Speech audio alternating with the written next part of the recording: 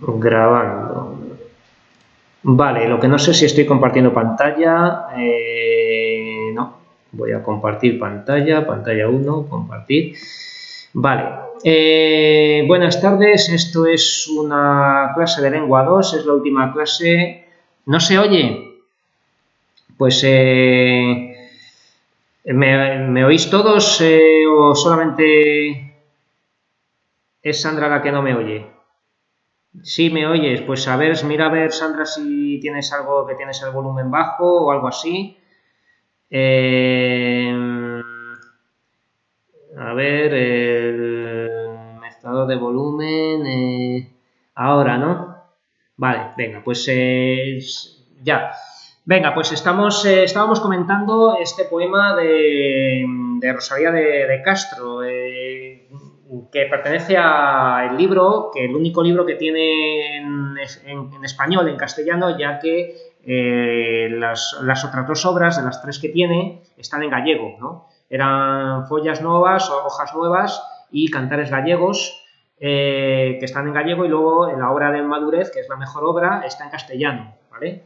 Ya os había grabado un pequeño vídeo para explicaros cómo se contaban las sílabas, con la otra cámara, poniendo aquí con la hoja, ¿no? Estaba aquí contando sílabas, y lo que salía era esto, ¿vale? Tenemos versos decasílabos, de 10 sílabas, y versos de arte menor, que van a ser algunos de 6 y uno de 5, ¿no? Estos se llaman hexasílabos y este va a ser un pentasílabo. Es revelador que este verso sea distinto de otros versos de 6 y parece que lo ha hecho aposta para que destaque más, ¿no? Los versos cortos concentran ideas, mientras que los versos largos se explayan en ellas, ¿no? Entonces, cuando queramos decir algo importante, tenemos que decirlo con un verso corto, en una poesía. Esto pertenece al libro En las orillas del Sar, ¿vale? En las orillas del Sar, ¿vale? Espera, no sé si puedo abrir el chat. No, ¿cómo se escribe aquí? No. Bueno, en fin. En las orillas del Sar. Ahora en otro documento que voy a abrir lo vais a ver, para que sepáis cómo se escribe bien, ¿vale? Pertenece al libro En las orillas del Sar. Y no tienen título los poemas, sino números, se llaman con números romanos, 1, 2, 3, 4, ¿no? Becker, si pongo un poema de Becker en el examen, Becker en las rimas también las tiene numeradas, no tienen título. Las rimas de Becker se llaman simplemente 1, 2, 3, 4, 30, 35, 40, ¿vale? Y Rosalía de Castro también les pone cifras como títulos. Entonces, cuando estamos hablando de ellas aquí en una clase, pues tengo que decir el primer verso o algo así para poderle llamar de alguna manera, ¿no? Este poema, pues eso, habíamos visto la métrica, y lo que habíamos visto también es que la rima era asonante. La rima asonante es la rima que podemos decir que no es perfecta, es la rima donde riman las vocales, pero no todo final de palabra, ¿no? Entonces, por ejemplo, tenemos aquí día, que va a rimar con vigías, pero aquí nos sobra esta S, ¿no? Y luego tenemos, por ejemplo, aquí quedan, que va a rimar con despeña, donde rima la E y la A, ¿no? Entonces, lo importante de la rima es que tiene, o sea, cuando solo riman las vocales, por ejemplo, la I y la A aquí, ¿no? Y la E y la A aquí, pues es que es rima asonante, ¿no? Cuando solo riman las vocales. Vida, por ejemplo, rima con día y con vigías, ¿vale?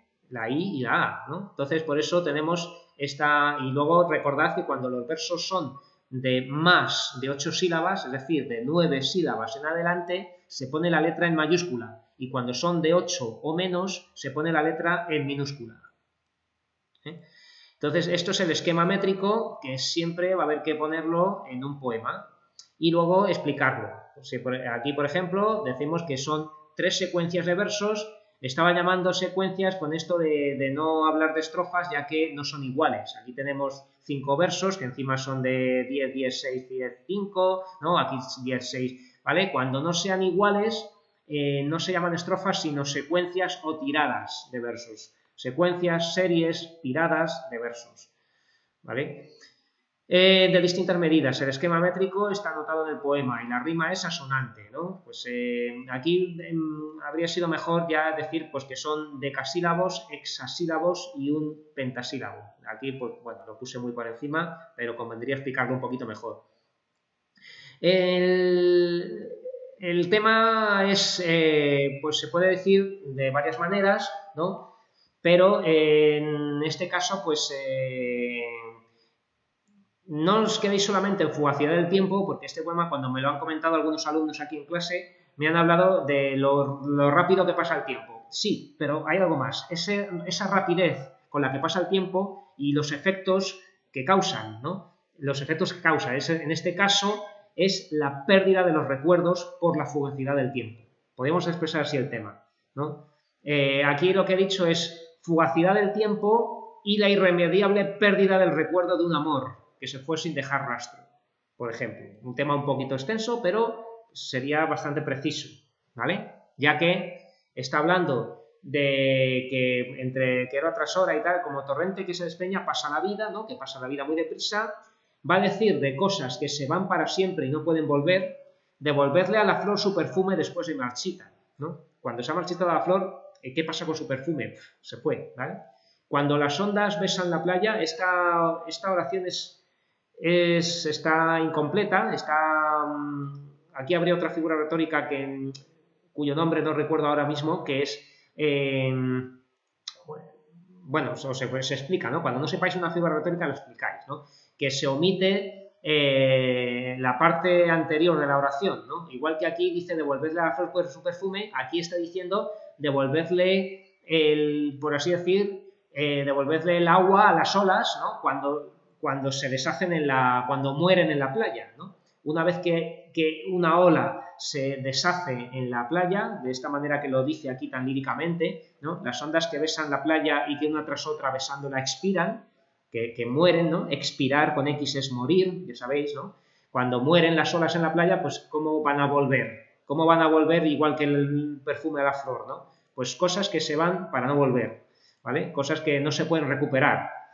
Relacionado con esto va a tener relación, digamos, esto de los rumores, las quejas y en planchas de bronce grabar su armonía, ¿no? O sea que rumores, las quejas, estas experiencias humanas, ¿cómo decirlo? ¿Cómo englobar esto? Ahora os lo contaré, ¿no? Pero digamos que estos hechos como rumores, quejas, que ya parece que tienen que ver con el amor, ¿cómo los vais a recoger? Si hay cosas que se van para no volver, ¿no? Como la flor, como el perfume de la flor y como las olas, ¿no? Entonces esto, como viene a continuación, forzosamente tiene relación con el perfume de la flor y con las olas que mueren en la playa, ¿no?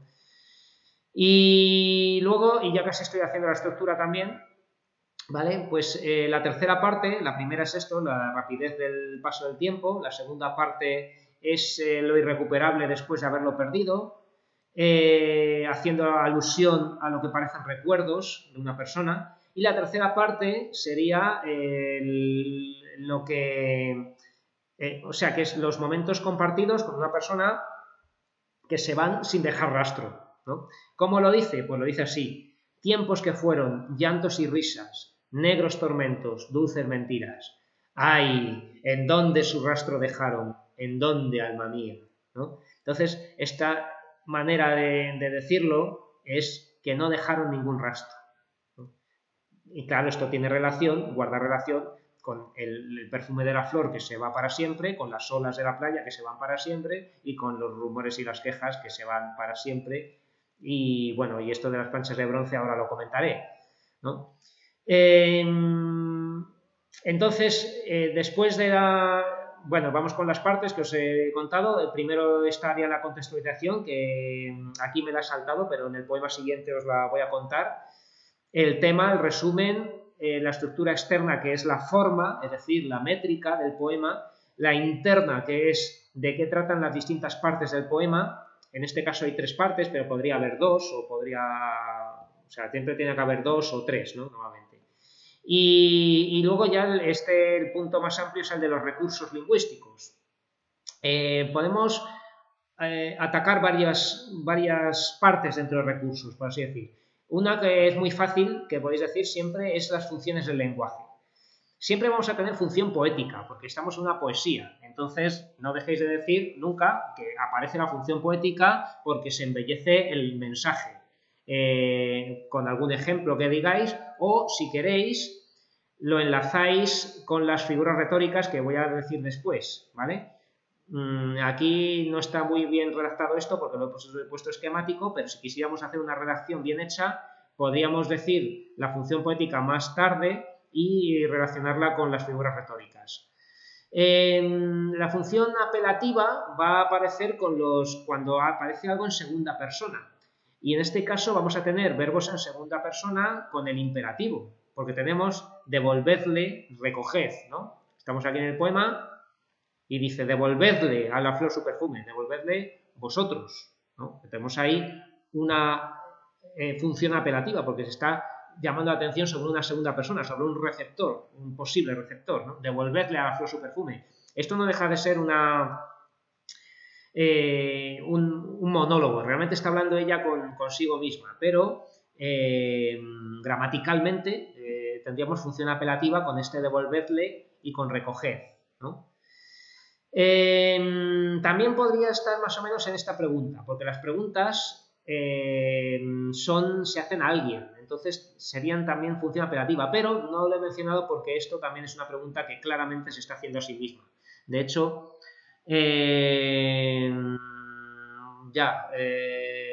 vale, lo pondré sencillo y de todas formas, el examen que tengo que hacer en distancia, como tengo que englobar contenidos que he dado en distintos momentos, pues no será todo el examen el comentario de texto, claro, lo dejaré más o menos un poco más sintetizado o diré que pongáis algunas de las partes y no todas o algo así, y tendréis que analizar oraciones, tendréis que analizar 2 o 3 oraciones, tendréis que contestar algunas preguntas de literatura, de teoría, y luego pues de un poema que os ponga del romanticismo, pues sí que tendréis que comentar algo, ¿vale? Entonces, esta pregunta pues la he metido más bien como función expresiva, ¿no? La función expresiva es la que tiene que ver con el yo, con la opinión personal, lo que dice uno, lo que piensa uno, lo que ve uno desde su propia perspectiva, con la del emisor, ¿no? La función expresiva es la que tenía que ver con el emisor. Entonces, una exclamación, por ejemplo, es una función expresiva porque está expresando, ¿no? Y además aquí diciendo, ay, pues esto es un sentimiento, esto es función expresiva. Aquí es que está refiriéndose a su propia alma, ¿no? Alma mía, ¿no? Esto es función expresiva. Y todo ello, pues casi todo el poema, por así decir, está expresando una emoción, un sentimiento y por lo tanto está la función expresiva. Los campos semánticos son algo que podéis también decir de un poema. Los campos semánticos son grupos de palabras que tienen que ver con el mismo tema, dicho de una manera sencilla. En este caso serían propiamente campos semánticos, porque son de la misma categoría gramatical. En este caso son todos sustantivos, lo que podemos reunir con la etiqueta elementos de naturaleza, por ejemplo. Elementos de naturaleza tenemos cielo, tierra, torrente, flor, ondas, playa, ¿vale? Si mezclamos sustantivos con verbos, con adjetivos, por ejemplo, que tengan que ver con el mismo tema, ya no podríamos decir campos semánticos, sino campos asociativos, o otra palabra que se llama isotopías textuales. Pero bueno, campos asociativos es más fácil, ¿vale? Entonces, vamos a tener elementos de naturaleza como campos semánticos y también vamos a tener campos semánticos de lo que he llamado, es importante que le pongáis una etiqueta, un título a esos campos semánticos, emociones o vivencias relacionadas con el amor. Fijaos, tormentos, mentiras, rumores, quejas, llantos y risas, ¿vale? Esto os puede ayudar también si no sabéis enunciar el tema de un poema o no veis de qué trata, ¿no? está bien empezar a trabajar con campos semánticos, anotarlos ahí en el poema cuando estéis guarreando en el examen, ¿no? Porque con esto pues podéis ir llegando al tema de alguna manera, os puede ayudar a comprender el poema de alguna manera, ¿no? El resumen. Entonces, ¿qué pasa? Pues aquí no lo he explicado, pero claro, esto tiene que tener una relación, que aparezcan este grupo de palabras, estos campos semánticos de la naturaleza y, por otro lado, emociones o sentimientos del amor, ¿no? Entonces, ¿qué habría que comentar aquí? Pues que esto es un rasgo propiamente romántico, ya que en el romanticismo predomina, digamos, la presencia del paisaje como elemento simbólico para expresar emociones o sentimientos, ¿no? La naturaleza, habíamos hablado del mar, de la noche, claro, la naturaleza, cuando estábamos viendo la canción del pirata, con el mar, la noche, las tormentas, ¿no? Era para expresar las emociones amorosas, ¿no? Entonces, este pirata, el pirata que iba en su barco, digamos, era, digamos, una representación del propio poeta que se quería lanzar a navegar por los mares, es decir, por las experiencias amorosas, ¿eh? Y bueno, y todo ello, pues aunque hubiera tormentas, esas tormentas eran para él un placer, ¿no? Porque, bueno, pues quería disfrutar de emociones amorosas, de tener distintas relaciones y con las broncas que hubiese o lo que fuera, pero con tal de disfrutar, ¿no? Y de vivir, ¿no? Entonces, aquí, ¿qué pasa? Pues que va a acompañar, digamos, estas experiencias o estas emociones del amor con elementos de la naturaleza, donde se va a verlas reflejadas de alguna manera, ¿no? Playa, pues tenemos esta referencia al mar con el amor, ondas, claro, las olas, ¿no?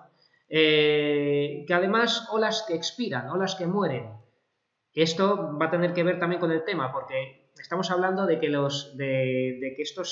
este amor que está intentando recordar ya se está borrando porque el tiempo ha pasado muy deprisa, ¿no? Entonces, estas ondas que besan además la playa, usas que el verbo besar, que está ahí varias veces, ahora lo comentaré, para remitir además que nos tengamos un léxico así que suene a amor, ¿no? O besando las olas de mar que besan la playa, ¿no? Que mueren. Entonces, al igual que están muriendo esas olas, ha muerto el amor, está muriendo o ha muerto ya esa experiencia amorosa, ¿no? Entonces, todo eso, el paisaje va a acompañar y va a reforzar, digamos, las emociones y sentimientos que se están expresando en el poema, ¿vale? En esto, pues también podemos hablar de que hay sustantivos abstractos y concretos. En los abstractos aparecen en la segunda mitad del poema, mientras que los concretos están en la primera. Al principio va a haber, pues eso, tenemos cielo, tierra, torrente, flor, ¿no? Y luego más concentrados al final, por ejemplo, pues sobre todo, pues tenemos estos rumores, quejas, armonía, llantos, risas, tormentos, mentiras, rastro, alma, ¿no? Lo abstracto se concentra al final porque es cuando se quiere lanzar el verdadero mensaje que quiere decir el poema, ¿no? Primero se suele poner elementos tangibles y visibles de manera más o menos simbólica y luego ya la explicación de lo que ha significado estos elementos. Todo esto hasta donde lleguéis, es decir, que cuando lo expreséis en el examen, por supuesto, usad vuestras palabras, intentad ver ahí entre líneas qué es lo que quiere decir, explicadlo como lo habéis entendido. Todo esto que os digo, pues son referencias que para que os suenen, ya que voy a poner un poema muy parecido a estos que estamos viendo, ¿vale? Adjetivos antepuestos. Es muy importante citar cuando veamos adjetivos delante del sustantivo. Negros tormentos, dulces mentiras, ¿veis? Negros tormentos, dulces mentiras. Estos adjetivos antepuestos es para indicar subjetividad.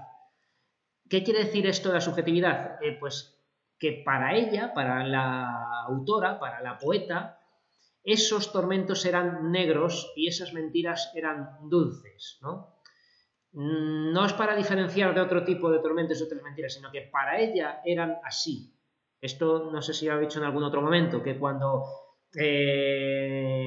digo, voy a tomarme esta fresca agua, ¿no?, de este vaso que tengo aquí al lado de la mesa, pues es que para mí está fresca, ¿no? Y si digo voy a tomar la botella de agua fresca, pues es que a lo mejor tengo otra botella de agua caliente, ¿no? Pues sería para distinguir, ¿no? Pero cuando tenemos adjetivos antepuestos, cosa muy, muy normal, muy frecuente en poesía, es para indicar subjetividad, que para ella son así. Esas mentiras para ella eran dulces. A lo mejor le estaba engañando el novio, pero es que para ella le parecía dulce, ¿no? O sea, esas dulces mentiras, ¿vale? Eso es importante porque son opiniones del poema.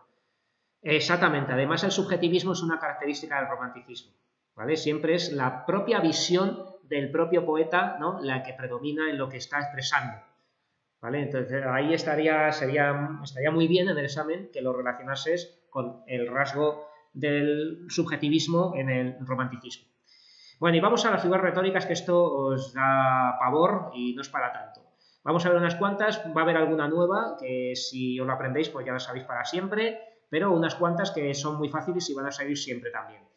Paralelismo. Paralelismo es la repetición de la misma estructura sintáctica en dos segmentos, que pueden ser dos versos o, como vamos a ver en este caso, en el mismo verso, ¿no? Tenemos el comienzo del poema que dice hora tras hora y día tras día, ¿no? El poema empieza diciendo hora tras hora, día tras día. Bueno, pues esto, tenemos un paralelismo entre estas dos partes de este mismo verso, porque tenemos sustantivo, preposición, sustantivo, sustantivo, preposición, sustantivo, ¿vale? Entonces, paralelismo. El paralelismo tiene que ver con la repetición de la sintaxis. Y a lo mejor habría alguno más, así a veces un poquito parcial. Hay veces que los paralelismos son más o menos, pero bueno, podemos hablar de paralelismo incluso en esto: negros tormentos, dulces mentiras, adjetivo, sustantivo, ¿no? Podríamos citar esto también como paralelismo.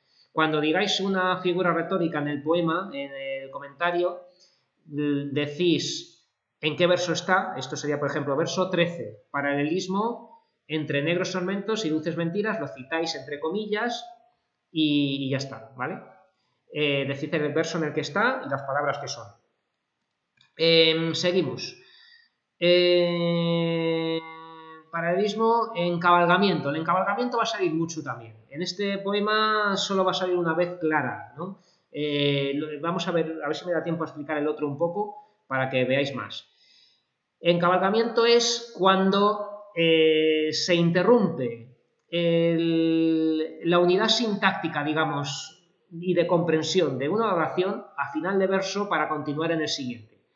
Entonces tenemos aquí un encabalgamiento entre los versos 2 y 3, porque dice, entre el cielo y la tierra que quedan, eternos vigías, ¿no? Entonces, ¿que quedan qué? Eternos vigías, ¿no? Esto se queda en suspenso, se queda en el aire y continúa en el siguiente. El encabalgamiento es este recurso para indicar que se corta algo a final de verso y continúa en el siguiente. Y claro, tiene que estar muy claro, porque tú dices, como torrente que se despeña, podría ser paralelismo, o sea, encabalgamiento también, porque luego sigue aquí hablando. Ya, pero esto, si tú lo terminases aquí, más o menos te quedas con lo que está diciendo, ¿no? Como torrente que se despeña, vale. Como torrente que se despeña, bueno, es cierto que falta algo, pero podríamos decir que es un encabalgamiento más suave, aquí, además con la coma, pero en este caso es eso, que es que dice, como torrentes que quedan, que se quedan como eternos vigías, que se quedan ¿qué? Eternos vigías, ¿no? En el poema que voy a comentar a continuación se ve también más claro. Devolver a flor su perfume después de marchita, pues podríamos decir que es un encabalgamiento suave también, ¿vale? Pero lo importante es que señalemos sobre todo algunos abruptos. Siguiente, vamos a ver qué más cosas tenemos. Personificación, esto es muy fácil, es atribuir a algo que no es humano algún rasgo humano, ¿no? Si decimos que estamos hablando del cielo y la tierra, ¿no? Entre el cielo y la tierra que quedan eternos vigías. El cielo y la tierra no vigilan, no son entidades humanas, ¿no? Entonces, atribuirle al cielo y la tierra el rasgo de ser vigilantes, de ser vigías, pues se puede decir que es una personificación, ¿vale? ¿Qué más? Símil, la comparación, cuando veamos algo que tengamos con la partícula como, cuando se esté comparando algo con un como, ¿no? Por ejemplo, dientes como perlas, tus dientes son como perlas, o tus ojos son como luceros, o lo que sea, ¿no? Pues eso es un símil o comparación. Esta es una que sale bastante y es también fácil de ver. Entre los versos 4 y 5. También podemos hablar de personificación en las olas que besan la playa, ¿vale? Las olas que besan la playa. Las olas no besan, las olas se rompen, las olas se deshacen, las olas mojan, ¿no? Pero las olas no besan. El hecho, la acción de besar es algo que es propiamente humano. Y de todas formas aquí también, esto lo he dicho en clase, pero no aquí, podríamos hablar de lo que se llamaría también, ¿vale? Podéis decir personificación y es correcto, pero también podemos decir que esto es una metáfora verbal. Las metáforas normalmente son sustantivos, ¿no? Si yo digo las perlas de tu boca, eso es una metáfora, porque estoy sustituyendo el término real en dientes por el término imaginario, perlas, ¿no? Las perlas de tu boca. Pero también se puede hacer con verbos, entonces eso se llama metáfora verbal. Si yo digo las ondas que, por ejemplo, mojan la playa, las olas mojan la playa, si en vez de el verbo mojar yo estoy diciendo besan, pues estoy haciendo una acción imaginaria o figurada, ¿no? Basada en un hecho real, por así decir, que es como hacen las olas en la playa, ¿no? Entonces, podríais decir también ahí, y también sería correcto decir metáfora verbal. Aquí se me ha olvidado subrayar esto, ¿no? Que he subrayado todas las figuras. Hiperbatón. El hiperbatón también aparece muy frecuentemente. El hiperbatón, no confundáis con hipérbole, que es una exageración. Hiperbatón, ¿vale? Esto apuntadlo también, o sea, bueno, apuntad todas las figuras que van saliendo. Hiperbatón es el desorden de las palabras de una oración. Es cuando se cambia de orden las palabras de una oración para buscar algún efecto y sobre todo para resaltar algún elemento sobre otros, ¿no? Aquí, por ejemplo, tenemos una tras otra besándola expiran. Y fijaos que el verbo principal está al final. Tenemos que decir que las olas expiran una tras otra besándola. Expiran, o una tras otra expiran besándola, ¿no? Aquí se ha puesto delante de expiran besándola, porque quiere destacar y que visualicemos primero la acción besándola antes que expiran. Una tras otra besándola expiran, ¿no? Esto es el hiperbatón. Anteponer, o sea, poner delante, cambiar el orden de la oración para poner delante algo que queramos que destaque sobre lo demás. ¿Vale? ¿Entendéis? ¿Veis lo que es el hiperbatón? ¿Sí? Bien, ¿vale? El hiperbatón es eso, bueno, pues si dices, pues querer no quiero como... Sí, como Yoda, ¿no? El maestro Yoda cuando cambia de orden las oraciones y tal. Bueno, en el caso de Yoda yo creo que es más retórico que otra cosa, es como para adornar el lenguaje y hacerlo más bonito, que con una intención realmente medida, ¿no? Pero bueno, es verdad que en la poesía el efecto último que quiere la poeta cuando compone es eso, resaltar unos elementos sobre otros poniéndolos delante, ¿no?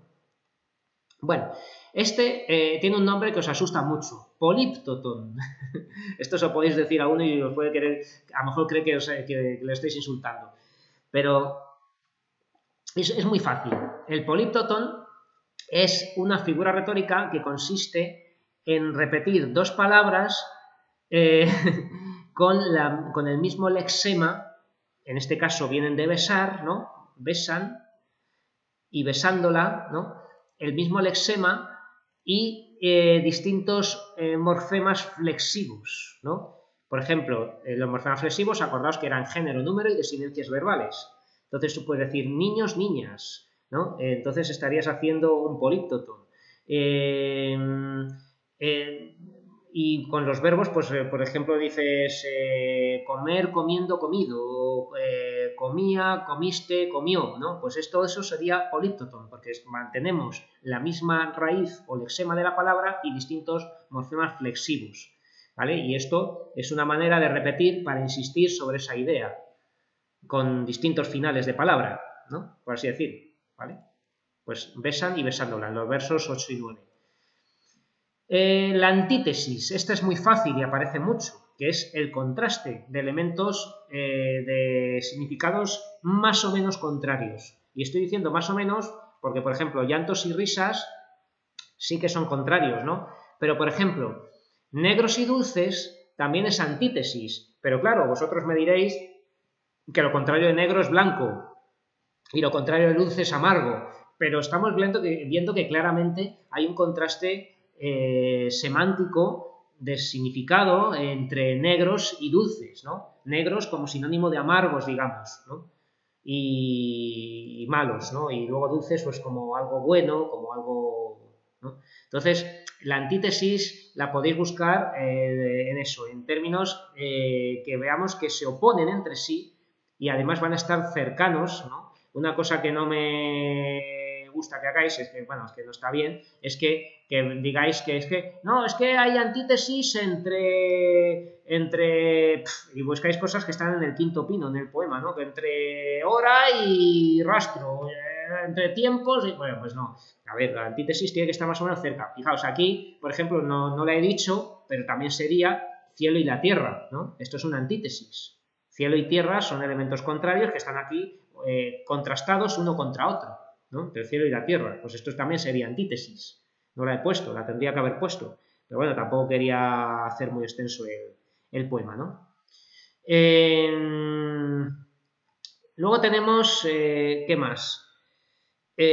Una pequeña anáfora. La anáfora es, la definición de anáfora, normalmente cuando os la dicen en este curso, pues es el mismo comienzo de varios versos, ¿no? Dos versos o más versos que comienzan igual. Sin embargo, la anáfora es el mismo comienzo no solamente de varios versos, sino de varios segmentos de poema. A veces no empiezan exactamente igual, pero sí vemos varios comienzos iguales. Entonces aquí, esta repetición de en dónde, aunque tengamos aquí un ay, ¿no? Tenemos en dónde, ta, ta, ta, y luego en dónde, ta, ta, ta, ¿no? Pues estos dos comienzos de en dónde y algo que se dice después, esto sería también una forma de anáfora, ¿vale? Si no sabéis anáfora o no os parece del todo una anáfora, no os atrevéis a decir anáfora porque aquí tenemos este hay o lo que sea, pues podéis decir simplemente repetición de en dónde, para enfatizar, y ya está. En dónde su rastro dejado, en dónde, alma mía. Que por cierto, esto también sería un hiperbatón, como Maestro Yoda que dice Eloy, ¿no? En dónde dejaron su rastro, ¿no? En dónde su rastro dejaron, esto no se dice así nuevamente, en dónde dejaron su rastro, diríamos, ¿no? El complemento directo iría después del verbo, ¿vale? Entonces, aquí habría otro pequeño hiperbatón. Y que poco más me queda aquí por decir. Bueno, la interrogación retórica. La interrogación retórica, cuando tengamos una pregunta en una poesía, en muchos casos, no siempre, pero en muchos casos va a ser una interrogación retórica. Y en este caso está muy claro que es una interrogación retórica. Una interrogación retórica no es solamente una pregunta sin respuesta, una pregunta en clave poética, digamos, para lanzar una pregunta al aire así, ¿no? Y no, una interrogación retórica, una pregunta retórica en su sentido, digamos, más fidedigno, como definición, es la pregunta que afirma, una pregunta que se usa para afirmar. Es una pregunta de la que ya se sabe la respuesta y con lanzar la pregunta se hace todavía más clara la respuesta, ¿no? Es lo típico de cuando llegáis a casa de salir de fiesta y llegáis tarde a casa, está vuestro padre, que no esperabais verlo levantado y está ahí, dice, ¿son estas horas de venir? ¿No? ¿Son estas horas de venir? Eso es una pregunta retórica. Obviamente no son horas de venir, ¿no? ¿Es esta la manera de tratar a tu hermano? ¿Es esto, esto se hace así, ¿no? O sea, es como la pregunta, pues, donde la respuesta está clara, que no, ¿no? ¿En dónde su rastro dejaron, no? Entonces, esta pregunta es que no dejaron ningún rastro. Estos tiempos que fueron, estos tormentos, ¿en dónde su rastro dejaron, alma mía? Pues es que no dejaron rastro, ¿no? Ya se fueron para siempre. ¿Vale? Entonces, eso es una pregunta retórica. En el comentario, pues es aquí donde aportáis algo de lo que sepáis para relacionar con el poema. Entonces, claro, no hemos dado los tópicos literarios, pero aquí sale el tópico literario de Tempus Fugit. Los tópicos literarios son temas que han aparecido en obras literarias, en poesía principalmente, a lo largo de toda la historia de la literatura, desde la época greco-romana, ¿no? Desde la antigua Grecia y Roma, donde ya había poetas, pues ya había temas recurrentes, temas que se repetían. Como, por ejemplo, que conocéis todos, Carpe Diem, ¿no? Carpe Diem significa aprovecha el día y es el tópico literario para expresar en un poema la idea de disfrutar del amor mientras seas joven, porque no siempre vas a ser joven, entonces disfruta ahora, ¿no? Carpe diem, ¿vale? Disfruta de los amores en la juventud, ¿no? Y hay muchos tópicos. Y aquí el que aparece muy claramente es este tempus fugit, el tiempo huye, el tiempo se fuga, ¿no? Tempus fugit es que el tiempo se va muy deprisa. Aquí he dicho, pero bueno, es un poquito más forzado, hablar de ubi sunt, que es otro tópico literario que significa dónde están. Ubi es ubicación, ¿no? De dónde están, dónde, en latín. Dónde están, que también tiene que ver que con el paso del tiempo muchas cosas se han perdido y se han olvidado, entonces, pues, ¿dónde están esos momentos? ¿Dónde están esos recuerdos? ¿No?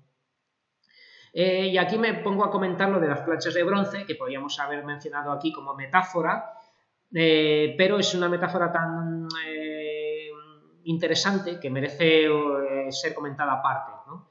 ¿Por qué? Pues porque esto, pues estamos hablando de lo que se ha perdido y que es irrecuperable, el aroma de la flor, las olas, y que, por tanto, que es imposible conservar los recuerdos como esta flor y estas olas, ¿no? Los rumores y las quejas. Y dice que en planchas de bronce grabad su armonía, ¿no? Que por cierto ese verso es perfecto en ritmo. Y en planchas de bronce grabad su armonía, ¿no? Tiene ahí una secuencia de acentos perfecta. ¿Vale?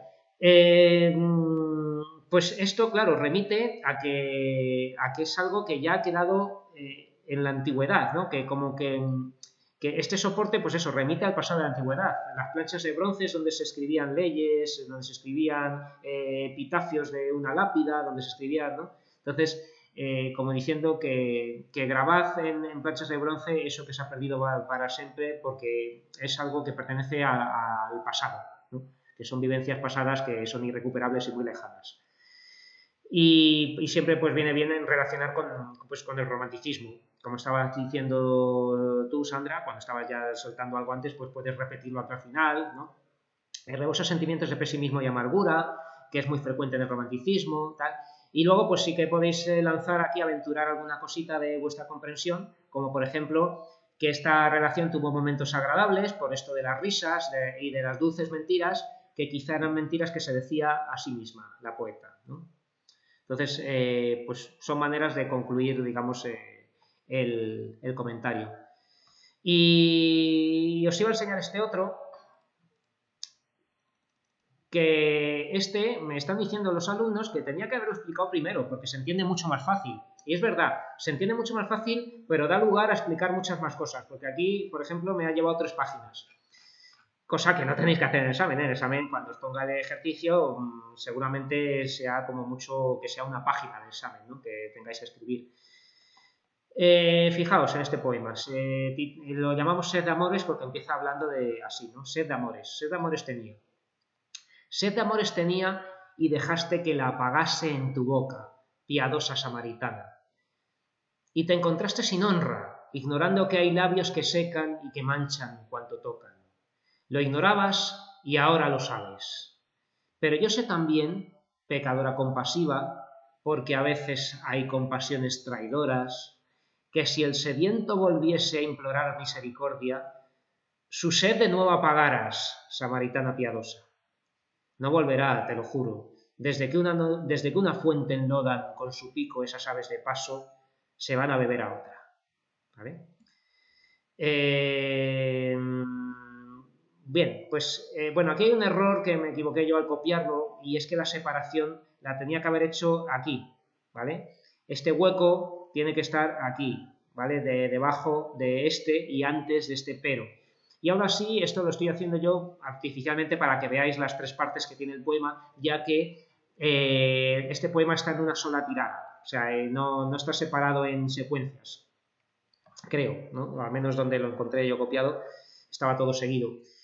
Y sí, habría que hacer la separación aquí porque es muy importante este pero. ¿Vale? Entonces, me quedan pocos minutos, 13 minutos, vaya a ver qué se puede hacer. Bien, en cuanto a la comprensión, ¿no?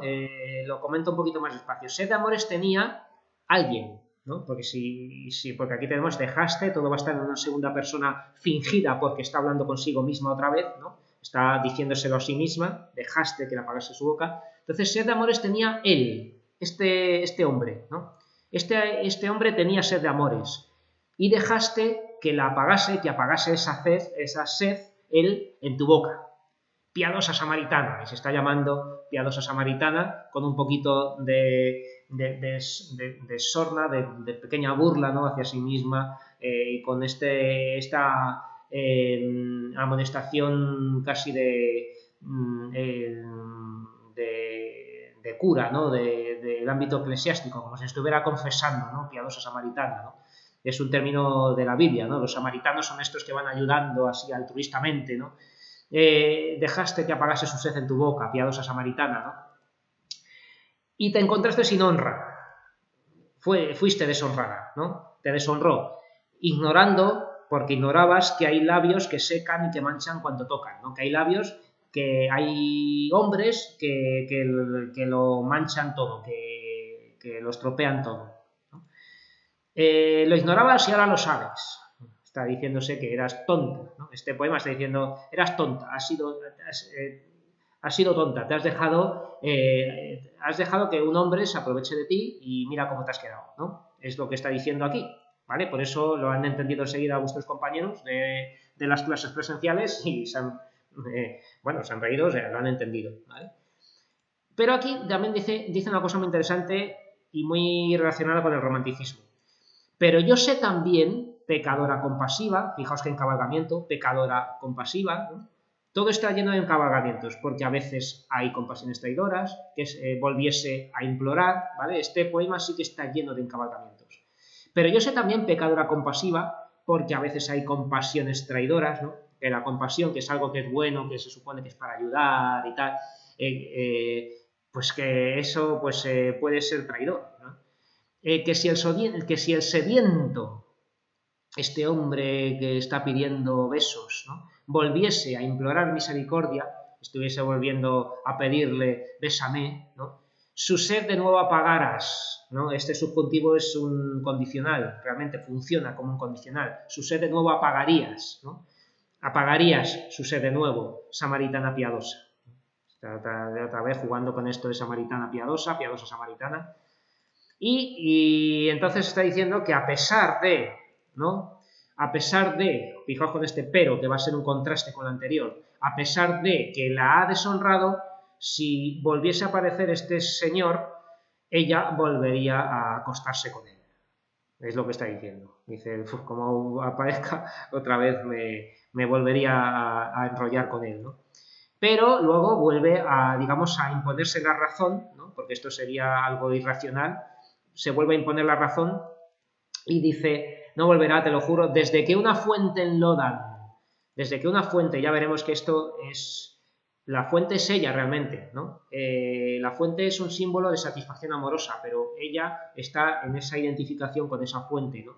Desde que una fuente enlodan, es decir, que manchan de barro, que estropean, que ensucian, con su pico, esas aves de paso, como además temporales, ¿no? se van a beber a otra, ¿vale? Desde que una fuente enlodan con su pico se van a beber a otra. Es decir, que una vez que se sacian estas aves de paso, estos hombres que buscan amores pasajeros, ¿no? Se van a beber a otra y ya está, ¿vale? Aquí, además, bueno, si eso... ahora os pongo un momento la página de mi blog donde comenté esto. Esto lo relacioné con la famosa canción de Sabina, Aves de Paso, ¿no? La de tum, tum, tum, tum, tum, tum, ya sabéis cuál, ¿no? Sobre todo Sandra, que habla de amores pasajeros, ¿no? Aves de paso, ¿vale? O sea, que efectivamente, o sea, Joaquín Sabina había leído a Rosalía de Castro, seguramente, ¿vale? Entonces, bien, pues... sí, las has estado escuchando. Bueno, pues... bueno, la pongo rápidamente. A ver... espera... A ver, mostrar como pestaña... sí, claro, es que las letras de Sabina tienen métrica, rima, figuras, de todo, ¿no? A ver, aquí está esto... Voy a ver si lo encuentro. Creo que lo puse en filología, a lo mejor. Vamos a ver si lo encuentro por aquí. Lo de las aves de paso. Entradas antiguas. Casi lo voy a buscar a mano. Voy a buscar a mano aves de paso. A ver si sale aquí. Sí, aquí está, ¿vale? Si ponéis el candil de filósofo Aves de Paso, aquí tenéis un comentario de este poema donde explico de dónde viene varios símbolos que aparecen aquí. Bueno, esto es un poco a nivel de universidad, no os asuste, o sea, esto no tiene nada que ver con lo que vamos a ver, pero bueno, por curiosidad, si queréis aprender más, investigar más, pues en esta entrada pues menciono la canción, el estribillo, ¿no? A las flores de un día que no duraban, que no dolían, que te besaban, que se perdían, ¿vale? Bueno, pues en fin, que me salgo del tiesto. Bien, pues la contextualización la tenéis aquí desarrollada para Rosalía de Castro. Para Bécquer sería prácticamente igual, pero diciendo que Bécquer escribió rimas y leyendas, ¿vale? Está en verso, es de género lírico, trata de sentimientos, pertenece al romanticismo, podéis decir los rasgos del romanticismo un poco por encima. La autora es Rosalía de Castro, de la segunda mitad del 19, escribió poemas en gallego, pero luego escribió en castellano, en las orillas del Sar, y el poema pertenece a las orillas del Sar. El resumen, pues aquí es una reflexión sobre una experiencia amorosa en la que la poeta se sintió traicionada, pero al mismo tiempo reconoce que volvería a conceder amores a ese hombre si se lo volviese a pedir, ¿no? Estamos haciendo un resumen, veis que es sencillo. Se percibe que lo echa de menos, aunque también lo desprecia, es un conflicto de sentimientos, ¿no? Todo esto pues es una manera de decir lo mismo que está diciendo el poema.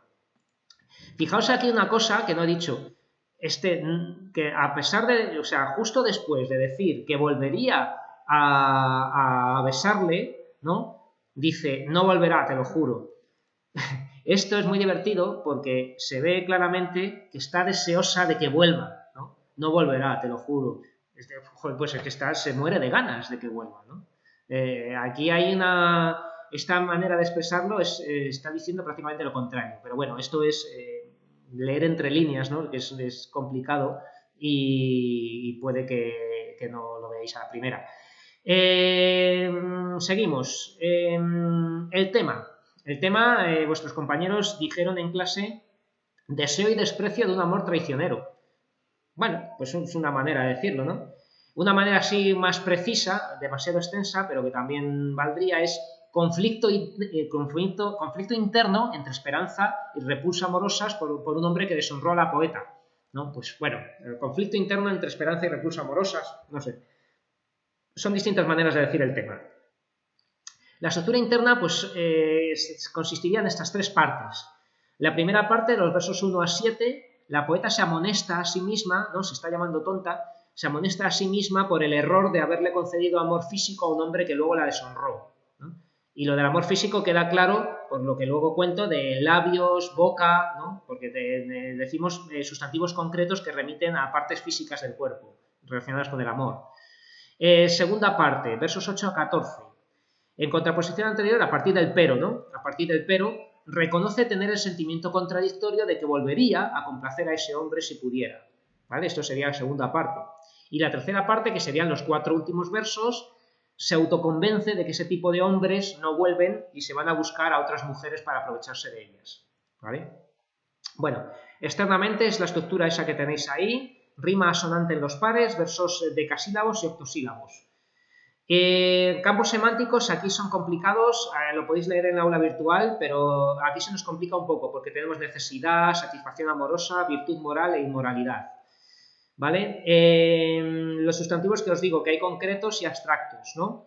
Los concretos expresan claramente que hubo amor físico. Los tiempos verbales también expresan un contraste entre el pasado y el presente, porque tenemos verbos en pretérito y en presente, ¿vale? Por lo que está contraponiendo hechos pasados con hechos presentes. Y luego las funciones del lenguaje las mismas. Función expresiva, por una opinión, sentimientos, etc.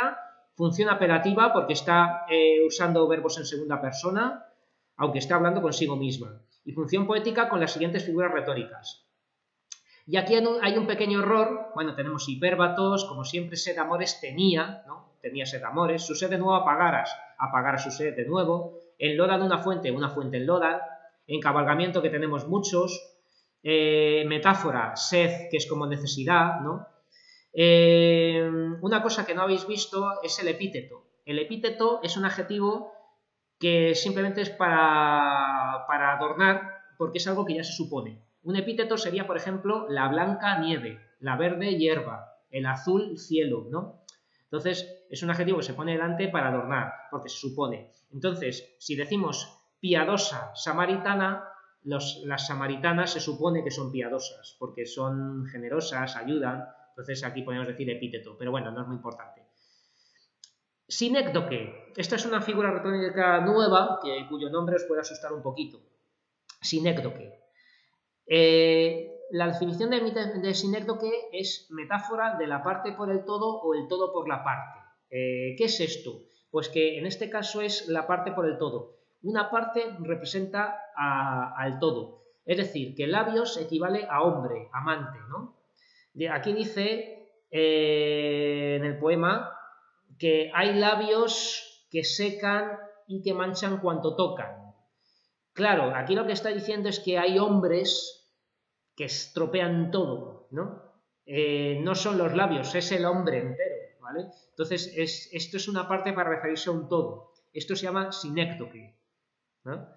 A veces es al revés, es el todo para referirse a las partes, algo así. Cuando se dice, la ciudad dormía la siesta, ¿no? Como dice, ya veremos en Leopoldo Alas Clarín en La Regenta, ¿no? La ciudad dormía la siesta, pues no es la ciudad, son los ciudadanos que forman la ciudad, ¿no? Entonces, en este caso es al revés, son los labios para decir el amante, el hombre, ¿vale? Eso es una sinécdoque. Paralelismo, que secan, que manchan, ¿no? Tenemos esto, pronombre relativo, verbo, ¿no? Hipérbole es una exageración, no confundáis con hipérbatón, ¿vale? Hipérbatón es el desorden de las partes. Hipérbole es una exageración, que secan y que manchan cuanto tocan. Hombre, todo lo que toquen, no sé, ¿no? Entonces eso es una exageración, es una hipérbole, ¿vale? Antítesis. Antítesis es la oposición de elementos, ya hemos dicho, por el cielo, tierra, ¿no? Pues lo ignorabas y ahora lo sabes. Ignorabas, sabes. Antítesis, ¿vale?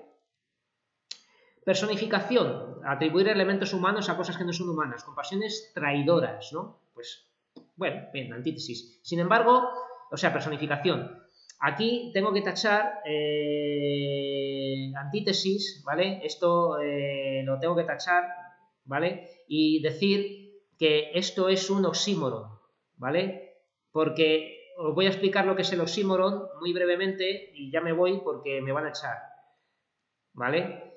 El oxímoron también sería con pasiones traidoras, porque la traición es algo que tiene un sentido negativo y que es casi contrario, digamos, a lo que sugiere una compasión. La compasión es algo bueno, algo que se siente para ser generoso, no para traicionar, ¿no?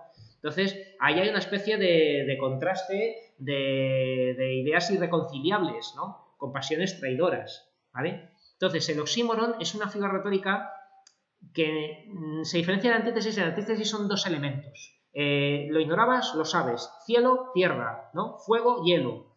Pero el oxímoron es complementar con algo contrario algo que se dice.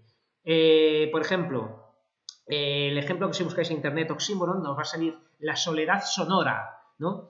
Entonces la soledad, cuando alguien está solo, normalmente está en silencio. La soledad sonora quiere decir que la soledad es de tanta soledad, parece que suena, ¿no? Entonces eso es un oxímoron. Mi profesor de literatura de la universidad, de la UNED, decía, por ejemplo, seré para ti un tigre de ternura, ¿no? Un tigre de ternura, eso es un oxímoron, donde se resalta además esa gran ternura que va a haber, ¿no? Donde un tigre no puede tener ternura, pero un tigre de ternura pues es algo que va a ser algo muy tierno, ¿no? Eso es un oxímoron, ¿vale? Entonces, con pasiones traidoras, a mí me gustaría verlo como oxímoron, ¿vale? Aquí me equivoqué al hacer el comentario. Y nada más, leer el resto y me tengo que ir porque tenemos que recoger. Mucha suerte, si tenéis preguntas escribidme correos, si puedo, si tengo tiempo puedo grabar algún pequeño vídeo más y esto pues lo dejo subido al aula virtual, ¿vale? Voy a pausarlo y detenerlo.